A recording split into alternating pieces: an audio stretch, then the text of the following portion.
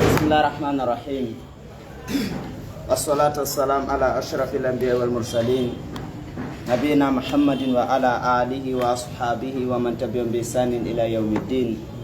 Wa ba'da, assalamu alaikum wa rahmatullahi wa barakatuh.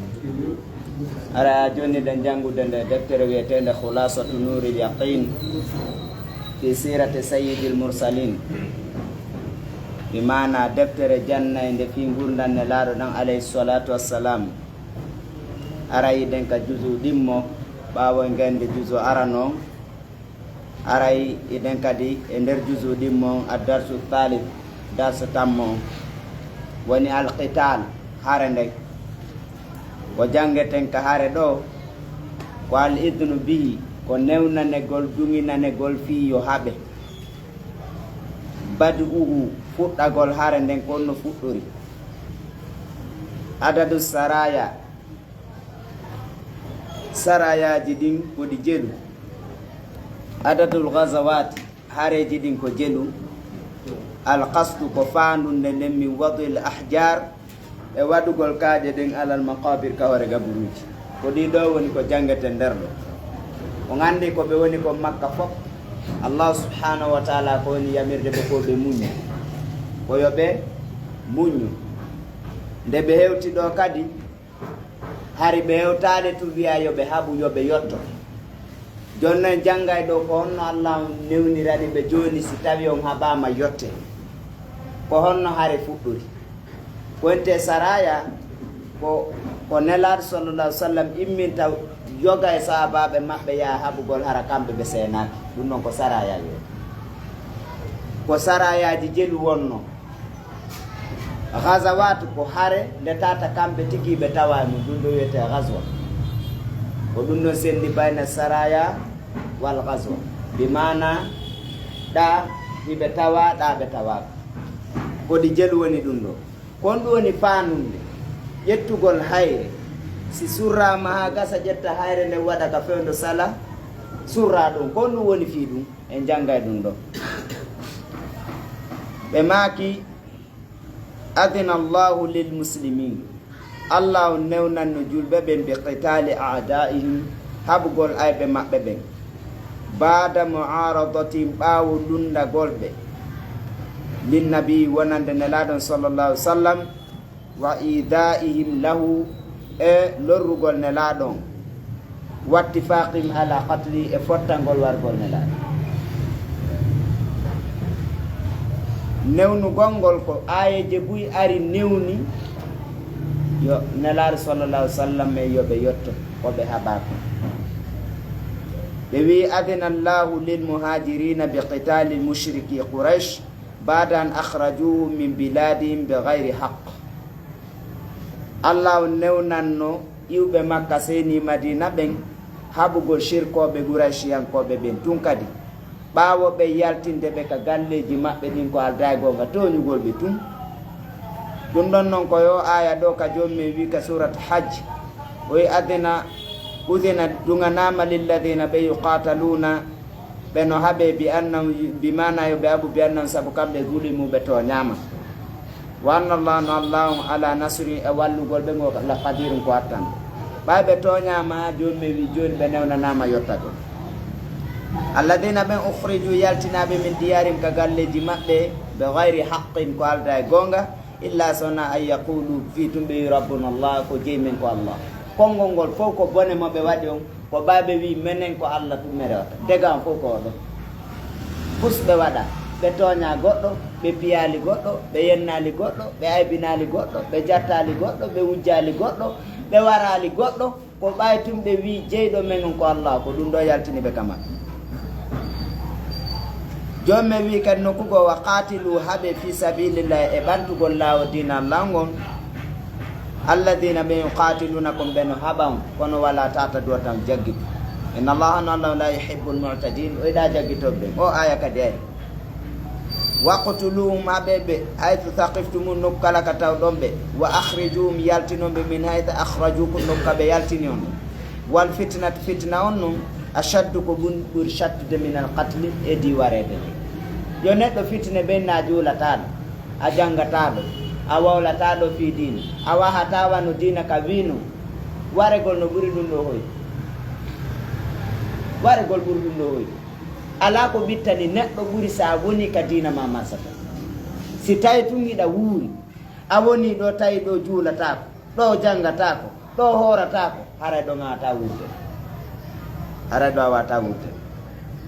wala tuqatiluhum wa taw haɓuɓe inda al masjidi l haram ka bange musidi allah wormantede hatta yuqatilukum fi haɓe haɓam fa in qatalukum si ɓe haaɓi on faqtuluhum haray haɓeɓe kadhalika ko anno ni jazaul kafirin won joddi e feraɓe fa inin taw si ɓe haɗitike fa inna allaha no allahu on ghafurum ko suro bakatu rahimu yumete o wi walamma htadda walamma ttahada ma al mushriqi quraish nde yawno ha jogoni wondude shirkoɓe quraish ɓe gayru wondude maɓɓe min mushrikil arab e shirkoɓe arab ɓen fo amara llahu allah yamirnu bi qitali l mushrikin haɓugo shirkoɓe ɓen kafatanɓe fo maɓɓe hari law ko quraish tu wonaɓe ko kaɓeɗa yawno kamɓe e quraish ɓe woni nene goto shirkoɓe fo weldi ɓe fiɓe en fo haɓe mouhammadou darana ɗen mo allah wi joni haɓeɓe ɓe fof kama qala taala o wi wa qatilul mushrikina kafa haɓe heferaɓe sirkoɓe ɓe fof kama yuqatilunakum kafa wano ɓe fof ɓe noon haɓirde noon noon idan ko ɗum ɗo waɗi si allah newni ko ɗe ayeje ɗo jippi newnugol haɓugol ngol hari law koɓe yamira koɓe muñu ko waɗi noon hari sabuji buy no woodi ko hanno jeyadi farle hari fewno on tuma taw ɓe alaka kamɓe tigi ɓe mana ɓe laami makka ko ɓe laamaɓe si ɓe memmini ɗon guere gonno ɓe wonirta ɗum gogo ɓe ɗuuɗani jon noon kaɓe yawno madina dawla wonte jungo nela sallallah sallam ha leydi ndin innitiraɓe madinatu rasulillahi sallallah sallam ɓe laami julɓe ɓe heɓi doole tawi ko diina kam woni doole ɗen toon ko ndeññande ɓe wiya yo ɓe haɓ woni fa badal qitalu hare nden haɓuno fi sanatil ula ka hitande aranere nden bi sariyatin ɗum noon ko sariya fuɗɗorno sariya e hande wi konte sariya ko nelaɗo imminta yo yoga e woɓɓe yaw haɓoya hara kamɓe ɓe seenaki hara ɓe tawaka si ɓe tawa haray woni gaswa ko ɗum ɗo sendi sariya ko sariya fuɗɗora o sariya ɗo arsalaha rasulu nelaɗo imminno o sariya ɗo bi riyasati e hoore e aynu dande ammi bappa maɓɓe hamsata ko hamsa wonno ko ardi commandement on e o sariya arano ɗo letiradi fi sakkagol iri li qourayshin ir qouraysh on bi mana setewol qouraysh ngol hariɓe iwri sham raji atin ko ɓe on ɓe iwde mina sham tumma tabati saraya refti jokkodiri sarayaji ɗin wal gazawat e hareji ɗin ɗiɗo nelaɗo ɓay hari on andi mo iwi makka so yahay sham ko be tumore a madina ko badri kadi woni laawol jannogo andi abou soufane ko hodirnoɓe kanko e manduno ka binde mer rouge lawol no ley toon harawre waali nder badri jon noon nelaɗon sakkoroymo badri kanko o rey o rewi lawol taka mum fu mo haɓano o rewoy ley ɓe andayi jon noon kala yawo sham jon noon ɓeɗo ɓe alaka ɓe rewa ɓe sowta ñamete sina ko sham ɓe yata kala ko ɓe anta ko sham ko madina noon ɓe rewtata nelaɗo maki bay ɓe raɗi ken ɓe jaabi en jawle ɗe ŋewre tooñi e ngokkaɓe en luɓaɓe ɓe jattu ɓe tewi tondi ɓe jatti hiɓe julorde ɗum heɓa onon kadi si tawi ɓe yahi wattane yiɗi sakko ɗon ɓe ɗo hette jawle men ɗe ko ɗum ɗo fuɗɗi ɓe sakkoɓe ɓe hetta jawle maɓɓe ɗe ko ni fuɗɗori on tuma gila ka ɗum ɗo wanno on tuma sarayaji ɗin continue hareji ɗin continue wagade balaga ko haqiqa yettino adadu sarayahu e limore sarayaji nelaɗo ɗin 47 sariyata sariyaji 49 47 sariya woni ko nelaɗo imminara ɓe tawaka hareji waɗi fewnu gurdam maɓɓe wagade gazawati limore hareji maɓɓe ɗin 27 gazwatan ko gazwaji nogay e jeeɗiɗi nogay e jeeɗiɗi ɗum ɗo ko kamɓe tigi seeni hocci kaafa darti ɗon kamɓe kadi haɓa nela sallallah alih sallam watu wuffiya feƴƴini fi sanatil ula ka hitande aranere Uthman bun Maz'um ko ɗon o feƴƴini ko hitande ɓe ari Makka ɓe hewti ko kanko ɓe atti surrude Baqi kanko on sahabajo atiɗo feƴƴinde nde ɓe hewti Madinatu Munawwara akhu rasuli oɗo noon ko musidɗo nelaɗo sallallah alih sallam min arradai immorde ka muynan kamɓe ɗiɗo ɓe muyni nokku gotu kalimatu sadiya nelaɗo no mari jikkete ɓe yejjitanta hay goto waɗantaɓe moƴƴere ɓe fayta nde moƴƴere ɗum ɗo wiyete neɗɗo al insaniya ko ɗum wiyete jikku neɗɗanke yagal fii ko ɓe muyniti kon ayne ɗo wona ɓe hawtane ɓe hawta baba ko muynugol nokku gotu kaɓe woni paykoy ko ɗum ɗon nelaɗo yejjitanani ɓawa feƴƴini fa amara rasulu nela sallallah alih sallam ɓe yamiri bi rashi qabrihi songagol ndiyan ka gabru makko bada dafni bawa surugol ma tumma reti wata hajaran ɓe fawi hayre alay e hoore gabru ngu wa qala ɓe maki ataallamu biha mi anditira e nde hayre ɗo qabra ahi gabru musidɗo an ɗum wa adfinu ilayhi mi surray kadi faade makko ɗo mammata min ahli kala mayɗo kadi ka musidɗo an ko takko makko ɗo mi sura araytu ko ɗum ɗo woni asri waɗugol hayre e hoore gabru maygol Uthman bun Maz'um ɓe maki noon hada huwa alqasdu min wadu l ahjar ko wonno faandu ndenen ko fiisi ɓe ari ɓe anda ko ɗo kaari surra na goɗɗum godi la kama yaksudu minno alu zamanina wona no fandori noon de ɓe yimɓe men joni de na ko fanda joni kon mimma huwa muharramun konko no tata no harmi shar'an ka sharia wa qad tabata tabiti anna rasula no nelaɗon sallallah alih sallam amara aliyan ɓe yamirno ali radiallahu anhu alla yada qabra wataw accutu qabru hay woturu mushrifan tataydu towi illa sawahu sina fonnaydu bil arde leydi wona yo surre ha gasa hara no ƴurtiri ɗum no a bangi no tawna ha dowga nelaɗo yamirno ali kala kawta e gaburnaden yo yaw o itta ndin ɗon leydi ha jippo ley no haɗa no aña ka gabru yata towne ɗo ha wawa par ce que tuuri wona ɗe ɗum no aña ɗum no aña wonni wala timtala wona waɗanandu sanamu illa tamasaw sina yo muccu ndun ɗo woɓɓe aray waɗa ha gayna waɗa sana muɗu ɗon waɗanamo ɗon sina yo ɗuman ɗum wa qala shafi'iyu fi l shafi'i wowli ka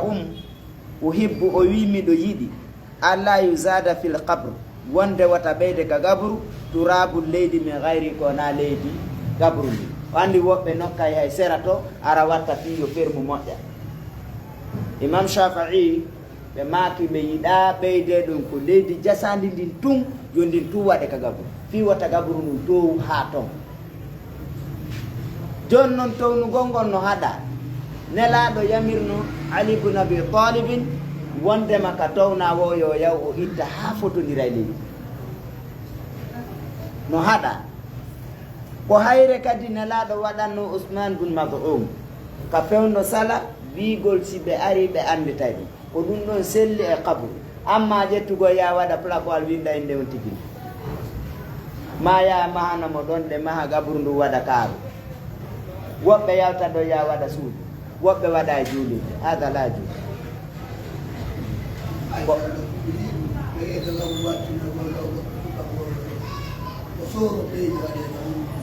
la jus ɗum ɗo dagatako gabru na o waɗugol men kaaru waɗata nder ton kaaru ko anna ɓorta kaaroje ɗe gabru siɗen faala jasa yanñen ɗo fuu si tawi o yanñanali hoore makko faadoye sen faaɗi en ɓiƴimo ko ɓiƴude woosi mo yanñani hoore makko yaade mo ɓe naɓoranay ɗum hoore mum ko yanñirtay ko ɗumannir kono ko selli koen ɗaɓru ko ɗum ɗo amma yawgol financement wingi ala windugol inde maayuɓe toon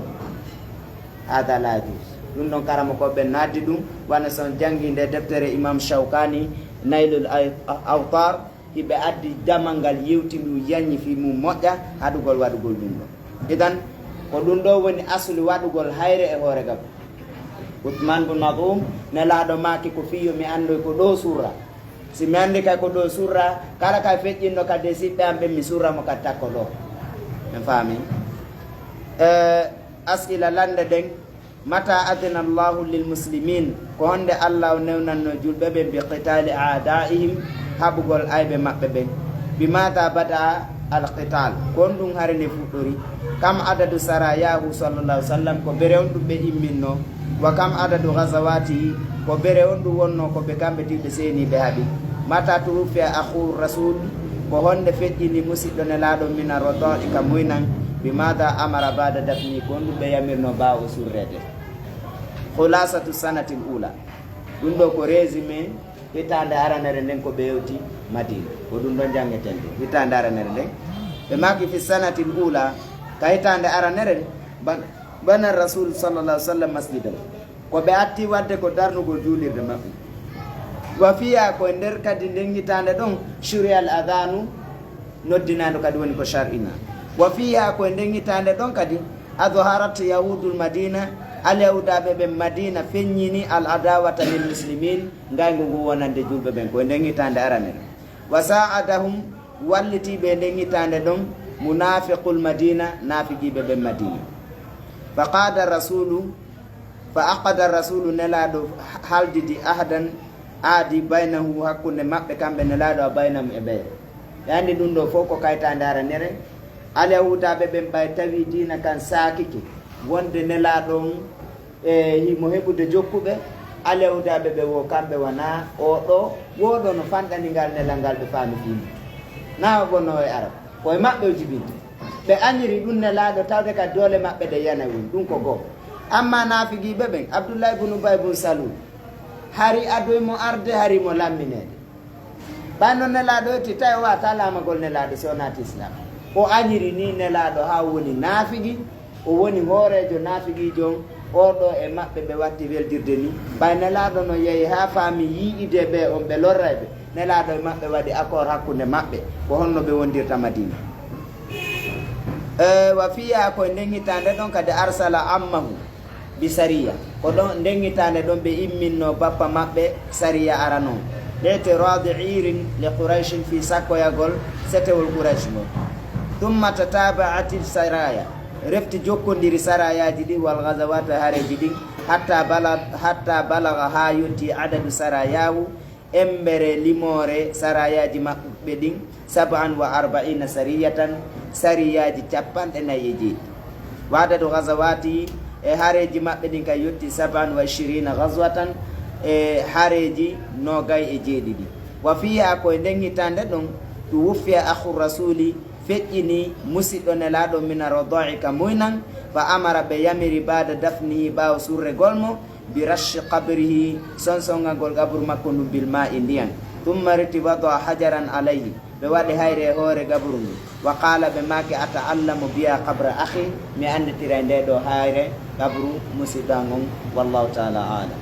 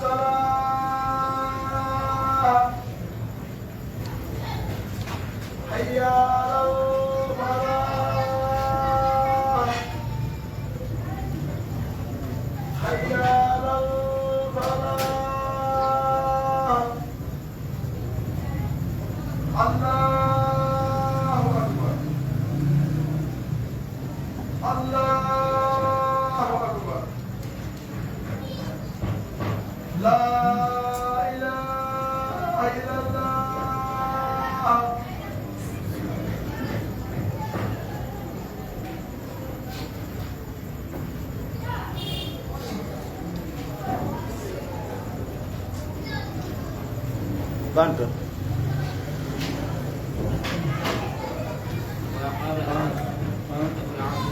Hah?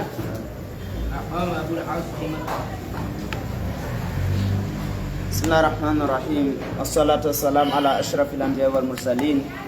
nabiyina Muhammadin wa ala alihi wa ashabihi wa man tabi'ahum bi ihsanin ila yaumiddin. Wa ba'da, assalamu alaikum wa rahmatullahi wa barakatuh. Ara yewtino hanki fi o sahabaji weteɗo Abul As ibn Rabi' radiyallahu anhu fewndo ka nelaɗo alayhi salatu wassalam accutunomo ɓe yamirimo wonde masi o yahi yo artiranɓe ɓiɗɗo maɓɓe on waro yewti o suuɓi o Amr ibn Rabi' musidɗo makko miñam makko on o ari o famodirale Quraysh ɓe ɗaynimo ha oya yirti kono o ƴettitoyi Zeynab o naɓi Zeynab ha o hewtini ha Zeynab hewti kanela sallallahu alayhi wa sallam. Abul As wonti wonɗomo wonda e ɓeygu Makka. Aqama Abul As ñiɓuno fi makkata Makka bada firaqi zawjati ɓawo sirtugol le ɓeygu makko zaman hatta ha ida kana qubayla al fathi bi qalil ha nde wonno takko uddutugol Makka on seeɗa. Qubayl wa taqribu zaman min ismi yani atasghir ko bannugol sinnama Qubayl ko takko woɗɗa e seeɗa takko uddital Makka. Kharaja ila Sham o yalti o yahi Sham fi tijarati law fi sete yani jula yagal makko. Falamma qafala nde yirtino rajian ko artudo ila Makka wa ma'ahu taynonde makko iruhu setel makko ngo allati ngol balagat ngol no yotti mi'ata ba'irin gelodi temedere. Wa rijalu worɓe makko ɓen alladina ɓen nayyafu ɓeno fayi ala mi'atin e dow temedere wa sab'ina rajulan e capanɗe jeeɗiɗo worɓe no ɓuri temedere e capanɗe jeeɗiɗo ɓe wonduno. Barazat lahu sariyat kisan sariya yaltide makko min saraya rasuli salawatullahi wa salamu alayhi jeeɗo e sarayaji nelaɗi sallallahu alaihi wa sallam qariban min al madina no batti madina araji hande en jangiɗa saraya on kisan arti ɗo ko ɗi sarayaji ɓe minta sakkagol sigade jawle maɓɓe jattaɗe ɗo. Jonnon Abul As no yawno Sham yeeyugol sodoygol arta ɓe mini noon saraya sakkimo noon ka lawol ɗum ɓe yaltitema saraya rasulu salawatullahi wasalamu alayhi qariba min al madina fa akhadat al ira saraya on ƴetti setewol ngol wasarati rijal ɓe dahi worɓe ɓen lakinna kon tun Abul As aflata minna o futinoɓe fes balam tadbar bi ɓe saraya on nangani andi mabɓe makay ko soppaki militandi boneteni imo sertano Badri imo andi no sortorɗon ɓe nangama ɗo kadi ko nennoto komo anda ko fijirta boddi ko haalanaɗo fi mayri wanamo ndi jakki ka ɓay ɓe yewti o andi kanko on patron ko jawdi makko annun no jeeya e ko andira fil aada wonde patron on si jawdi makko me mama ko kanko dartoto fof ya jooɗo ɗa e lelekkum ka o daro wiya ɗo mi hettay awa warela oɗo noon o acci ɗum ɗo fof jogi imandi kaw sertanoɗa o nangue ɗon kadi o naɓe toon o dogi fes o laawi ɓe fiw falamma arhol leyl nde tiggino jemma on sudulahu tiggare mum nden andi ɗo ko adab andi arha ko koko ɓeatta comme nigabu ni jippini ni ɓenna ɗum sadi jippina suuɗorkum wona jemma on jippinno a wari dow mum on mbi mana fi en faamu istatara aboul as suuɗori bi junni gulam e ni ɓe jemma ɗen o takki o acci ha jemma o suuɗi o tani makka ɓe ano sikkude dogi oti anda mo ɓawti ɗum nokkugo ɓe ɗaɓɓitawiri o inni ha si jemmini mi naata e madina metta jawle wa dakhala al madina taw naati madina khaifan himo wuli yataraqabu mo yeƴƴito mo wuli moƴƴa nanguimo e ngal ɗon ara e moƴƴa gas ɗo ɓe accanno mo kono ɗo mo wese yaade imo wuli imo yeƴƴito wa mada o yahi hatta wasala ila zainab ha wete ka zainab ɓen makko o takki o ñosoni o rewi sar nden fop goto yaadi waya ha waɗo ka nder cuuru ñap ɗanno ko fiyon paseyɓe weldi ka an si ko weddiɗo kisamɓe na wabu lasari ko toon direct o yaari ɓawewti ka zeynab wasta jaro biha o ɗaɓɓiri mo wernegol ɗon fa jaratu oya wernimo ɗum woni naata ɗo wal ɗo tabi walamma kharaja rasul salawatullahi wa salamu alayh de nela sallallahu alaihi wasallam yaltanno li salati al-fajr juulugol fajiri on wastawa ɓe fotodira qa'iman hiɓe dari fil mihrab ka mihrab wa kabbara lil ihram ɓe habbirago horminolgo ngon wa kabbara nasu bi takbiri yimɓe ɓen kadi habbirago siga habbirago makko on sarahat zainabu kisan o waɗi hito min suffatil nisa hitoji sonnaɓe ɓe wa qalatumi o accu ha nelaɗo allahu akbar fof kadi wi allahu akbar deƴƴi o on tuma zainabu waɗi ha fom nani wa qalat o wi ayuha nnas kono yimɓe ana zainab bintu muhammadin ko mi woni zainab ɓiɗɗo muhammad on wa kad ajartu abal as mi wernino de abal as fajiruhu wernemo andi jommi wi ɓayda tajaraka ahadum min almushrikin fajiru hatta yasma kalam allah ɗum ko qawlullahi taala anni ko ɗum waɗi kamɓe so yiɓe daɗi kala jamia tasarrufatihim ko par ce que koko dina ka wi ko ɓe woni gollirde ɓe ala gollirde ko tawi min ɗum ɗo wannaki lanna non kamɓe na andi allah wi si tawi tout shirko o ari kama wernemo ha o nana konngol allango kono ko si ɗon jangga enen ay julɗo si ari kamen en ñobba defte nde wata o nan yon noon ko yo noon o nanoyɗa jangga o jagga noon ɗum ko gonga go en ɗum ko probléme ɗon hiɗe lundade taw nden toɓɓere par ce que ɗen hani ɓe nana ɗum ɓe yiya ɗum ɓe anda no moƴƴi ka si ɓe yiyani ɓe nanani ɓe jaɓay allah ole ko woni ko hatta yasmaa kalam allah koyo nan joni on no nanirta nan wonɗo tan on naninta ɗum goɗɗo aray tungo ñobba wallinata iwo taw yana sariyan ko ɗumi ko ɗum o wernanimo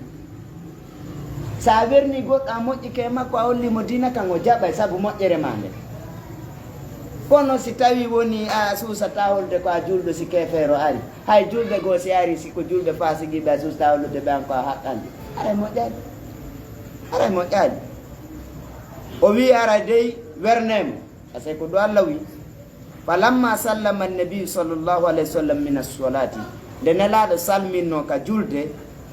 iltafata ɓe yeƴƴiti ila nnasi faade yimɓe ɓe wa qala ɓe maaki hal sami'tum ma sami'tu on nani ko mi nani ko andino kottugol tumewre mum ka ɓene ahe ko kanko ben makko ahe ko kamɓe haldi ɗum ati andi kono ɓen no holno nela sallallah alih w sallam nelaɗo taw fiyota goɗɗo tumuya ka ɓernde mum wiya ko nelaɗo wimo ɗum nelaɗo yeƴƴiti tum ɓe wi on nani ko mi nani ko qalu nam ya rasulallah ɓe fof ɓeyni men nani. Qala ɓe maki walladi nafsi biyadi, mi wondiri on mo wonki anki woni e mum, ma alimtu bi shay'in, mi anda hay hunde min dhalika e ɗum ɗo hatta sami'tu ma sami'tu mum, ha mi nani koko nan ɗon. Wallahi ari mi anda an ɗo koye tugol tuume. Neɗɗo kala neɗɗo si woni hiɗa tuuma ko ya wakkiloyta e jaɓu yimɓe tuuma ma ko aɗi noon yoɓe tuume ko ala gonga daganaki ɓe taw kamɓe. Joni noon ko an ittanta ɓe, ko an ittanta ɓe, ta jaɓu yaha kala ko yimɓe ɓe sikkiti laɓɓinanɓe henele ko ni ɗum ɗo woni halas. Aray ɓe faami si tawi ko holotoɓe ko wolna ana wigo nayo nani ko woli kon de ko ɗulle duwaɗen nande kaɗen duwa nande ko woni ka ɓernde o yekko. Nelaɗo sabajo kon duwanno ko ɓe winomo ene a sekuno ɓernde makko nde yiida to koye fenande woni kombo wawi yiide nder ga koko wowla ko onde ñawde koko feeñi kon ene ñawete e ñawata ko woni e nder ɓernde goɗɗo e natta ɗum ɗon ɗum ɗon ko jeeya ɗum min ilmi lgayb. Wa innahu ko woni yujiru hino werna minal muslimina immorde julɓe ɓen adnahum ɓurɗo jasude e maɓɓe on. Tumman sarafa ila bayti, reftinelaɗo iwi ka julirde ɓe seeni ka suudu. Wa qala libnatihi, ɓe wowlani ɓiɗɗo maɓɓe on, ɓe wowlani ɓiɗɗo makko on, ɓe wi akrimi matwa, teddindey werde abil asu nden a nani, walami anda annaki no an la tahillina lahu, a daganakimo dey e mbandu ɓendi takigo ɓasare on nalta e ɓettu ka ɓenni mo yaw moƴƴoɗa e makko, okkoramo ñaama, o waalo ha moƴƴa, o looto ha moƴƴa, wata wowlamo konnguɗi bonɗi moƴƴo e makko, on andi ko fiyon ɗum hatta yasma kalama Allah. Kasaw yaha ɗo ngawne moji ko dina ka waɗi ɗum ɗo yomi jaɓ wono noon hedde mbaldi oy fanni ko kefeero ɗon acce ɗon, kono mi ata hettude sariya o newnalimi ɗon on acce ɗon. Nelaɗo makani ɗum senen. Tumma da'a rijala sariya, on tuma nelaɗo noddi ɓe worɓe yawnoɓe ka sariya allati ɓen ahadatil ira, nangunoɓe setewol makko ngo, wasarati rijal, ɓe dayi worɓe ɓen. Wa qala law, nelaɗo wiyani ɓe e maki inna hada rajul, ande dey o gorko ɗo minna ko yamin o jeeya, haytu qad alimtum, nokku kanduɗon ɗo ɗo gandi o ko ɓiɗɗo miña ɓeygu anta, ɓeygu an ɗo yiɗuno o moƴƴa, min kadi ari mo welami ko kamen o mawni, min hokkimo jowa men on koye sirawo an kadi, kono noon o jaɓani dina dey, kono noon hiɗon andi ko jeeyaɗo e amen no andirɗon noon ɗon andi ɗum ka. Ɓe wi hi ayne dey naawigo yew min ko min andi ko feƴƴata ɗo, ayne ɗo nelaɗo no yewta. Ɓe maki wa qad akhadtum malahu, on jetti jawdi makko ɗon nangi. Fa in tuhsinu, so moƴƴini, wa taruddu alayhi alladhi lahu, on jonniti kone makko ko jeyi kon, kana ma no hebbo ara de minen gorol makko ngo yimɓe makko ɓen ko ɗum men faalade. So moƴƴike makko waɗi moƴƴere, on jonnitimo ndi jawdi e ɓe worɓe ɓe nangu ɗum, ara de minen de ɗum ɗon no welame. Nelaɗo koya ko kefeero ya ihwan, nelaɗo ko dawa woni, nelaɗo naafi yo goɗɗo goo ɓe monanaki e goto sago maɓɓe fof naata islam, ɓe tanƴini on no si ɓe moƴƴike makko ɗum ɗo naata islam ka. Ɓe maaki haray dey menen meɗen yiɗi ɗum, fayin abaytum, si on salike no mo wi on jonnitata, haray dey fawo ɗum ɗon fayullah ko fayu mo Allah jonni alladi on afa alaykum mo Allah rutte dow mon, wa antum bi a haq, wallahi ɗon ande jawdi haray ɗum dagani on gat haray ɗo ɗum gat. Ɓe maaki si tawi o wi o jonnitata, wallahi ko fayu wonte fayu ko jawdi heɓorde e ɓaawo gere, andi no waɗi ko ɓenta kono woyri ko son piiri on fooliɓe ɓe dogi ko heɓu ɗon ɗon ko wiye kono woyri, amma so on ari ɓeya dogi on piiraɗi on jaɓi ɗum ɗon ko fayu wiyete, ko ɗum sendi baynal fayu wal an faaru. Ɓe maaki noon si tawi on jonnitaɗi on saliki, wallahi ko fayu Allah ni, ko Allah waɗani on ɗum ɗo, kanko jonni on hiɗon hande ɗum no dagani on ka islam kadi. Fa qalu ɓe bal nelaɗo naruddu alayhi ma law ya rasulullah, min jonta mo jawdi koko yiɗɗon ko menen men ɗaɓɓi andi ko ɗum sek islam bun taymiya ka deftere maɓɓe al ubudiyya ɓe landa ma huwa al ibada ɓenni al ibadatu ko ismun jami'un li kulli ma yuhibbuhu llahu wa yardahu min al aqwali wal afal al zahirati wal batina bi mana ko kala ko nela Allah jiɗi kono Allah yiɗi ko sharia mo jippini o wela kala ko nelaɗo wela no wela Allah ɓe noon no anduno si ɓe waɗi ɗo ɓe waɗi ko welata nelaɗo hande kadi Allah on kadi weltanto ko ɗum ɗon ɓe waɗanno ɗum ɓe waɗi ɗum falamma jaa li akhdihi nde Abul As arno fi ƴettugol jawdi makko ni qalu la wiyanimo ya Abal As ko yo Abul As innaka noon fi sharafi min Quraish an hiɗa teddungal Quraish a teddi ha wa anta ibnu ammi rasulillahi sallallahu alih w sallam an ko a ɓiɗɗo bappa nelaɗo wasiru an kadi ko a esirawo maɓɓe dariɗo ida moɓidir tedduleɗa jasina hoore ma Abul As ida nangue haqqe ko hoorejo Quraish ko a ɓiɗɗo bappa nelaɗo ko a esirawo maɓɓe an ko honno fijirta hoore ma a jasirani fa hallaka an tuslima ene alanama nde naata islam a naata islam an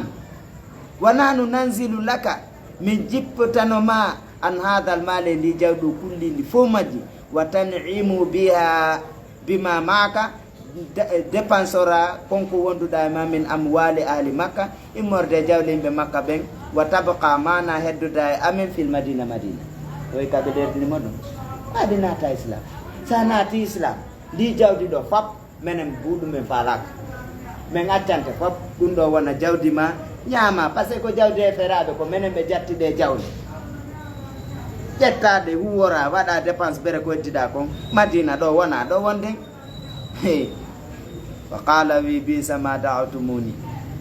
no boni ko nodduɗonmi mi ñaama jawdi ɓe ani kefero goyni kefero wo non de ko wonɗo mi wolande kon mi ñaama jawdi ɓe andi e wi an abda dinil jadidi bi gadra mi fuɗɗora dinan kesa kan jamfa mi naata islam mi fuɗɗora golle ande jampa min Abul As watta e darto ɗo aywa wallahu taala e rewto ɗo ka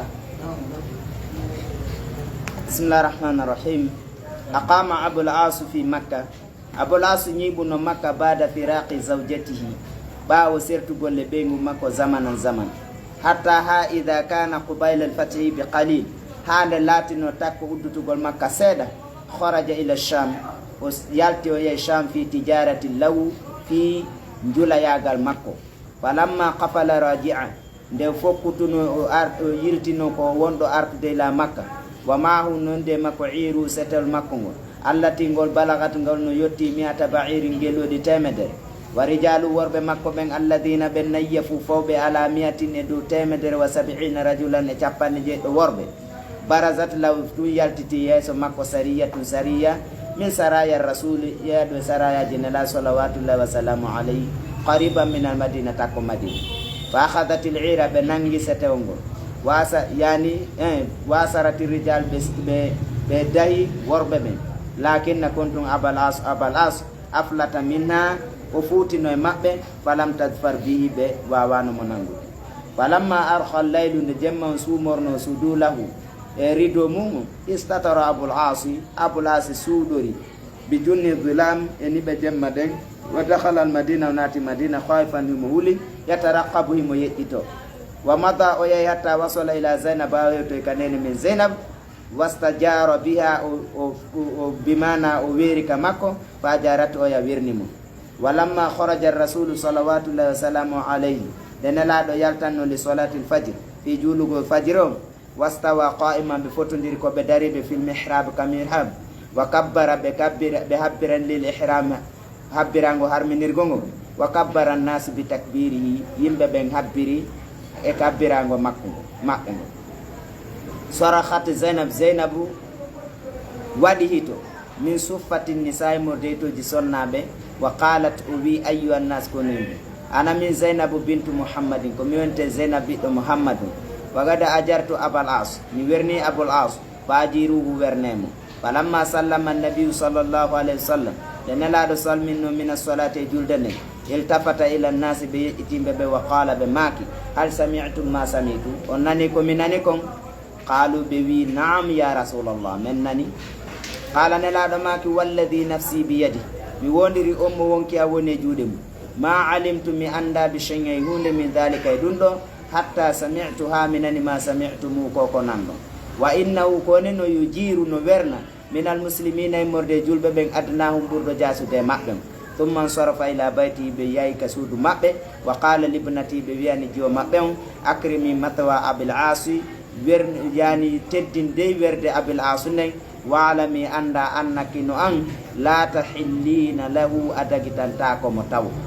thumma daa rijala sariya deftinelaɗo noddi worɓe yawnoɓe sariya ɓen allati ɓen ahazatil ira ƴettunoɓe setewol ngol wasarati rijal ɓe day worɓe ɓen wa qala law nelaɗo ma kani ɓe inna hada rajula no gorko minna koye amin o jeeya haythu qad alimtum wano andirɗon mum wa gada akhadtum mala on ƴetti jawdi makko ni wa in tuhsinu si on moƴƴini wata ruddu rutti ala e makko alladi nden hunde lahu nde jeeyi kana ɗum ɗon latoto ma no hikku ko ɗum men faala fa in abaytum son salike fawa fayullahi ɗum haray ko fayu allahu alladi on afa alaykum mo jonni addi fade mon wa antum bi onon nonge on ɗon a hakkun kon handuɓe makko fa qalu ɓe balkoni na ruddu men ruttay ala e fade makko ma law jawdi makko ndi ya rasulallah falamma jaa al akhdihi nde abul as arno ƴettugo jawdi ni qalu law ɓe wiyanimo ya abal as ko yo abul as innaka noon fi sharafin hiɗa e teddugal min qourachin e qouraish wa anta ibnu ammi rasulillahi ko a ɓiɗɗo bappane laaɗo wasiru ko a esiraɓe makko fa hal laka an tuslima ene ko haɗi jebbiloɗa wa nahnu nanzilu laka min jippitanoma an hadal mali gayndi jawdi ɗo kullindi fo mani wa tanimu biha dépense orandi bima honno bima maka konko wonde ma min amwali ali makka jeeyaɗo e jawle yimɓe makka ɓen wa tabqa mana wontida e amen fil madina madina fa qala wi bi sama da'awtumuni wallahi boni koko nodduɗon mi e mum an abda dini nde mi fuɗɗitorta dinan aljadidi kesa kan ɓe hadratin e hoɗo wallahu taala ay moƴƴine safaji ɗanɗinen téléphone ji o sampirela o servera huɓeyan jangal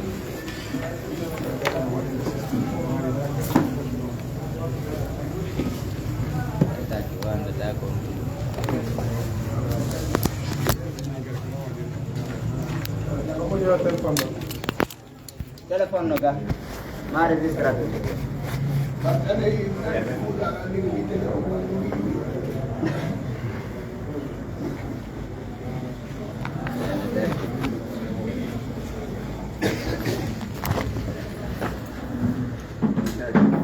Rama.